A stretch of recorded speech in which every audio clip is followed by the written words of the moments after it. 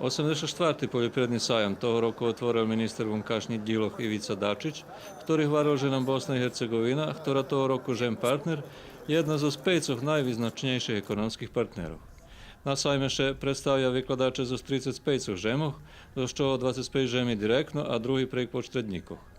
Najčislenša inozemna žem vykladač Kitaj zo s 24 predstaviteljami. Tohoročni sajam vekši za 10% u izlagačkim prostoru u odnosu na sajam koji smo organizovali rok za nami. Možeme povedať, že z vecej poljoprednej mehanizaciji, z veľa vecej kompanijog zo inoženstvu, 10 kolektívnych izložbi máme.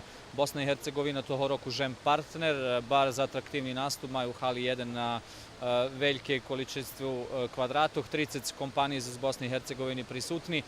Možeme povedať, že sme zadovoljni. Ukazalo še, zhľadom na to, že sme rok za nami mali sajam, ktorý bol 10% vekši u odnosu na rok skorej. Jedan uzlazni trend, jedna ljepša poslovna klima, co se dotika poljoprivredi, i očekujeme veliko číslo našćivitelja.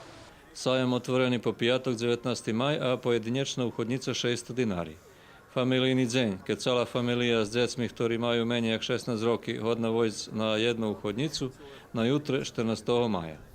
Zo 100 uchodnicu hodný učestovať v náhradným bavisku, kde i toho roku hlavná náhrada traktor Belarus 82, darunok Agropanonky z Nového Sadu.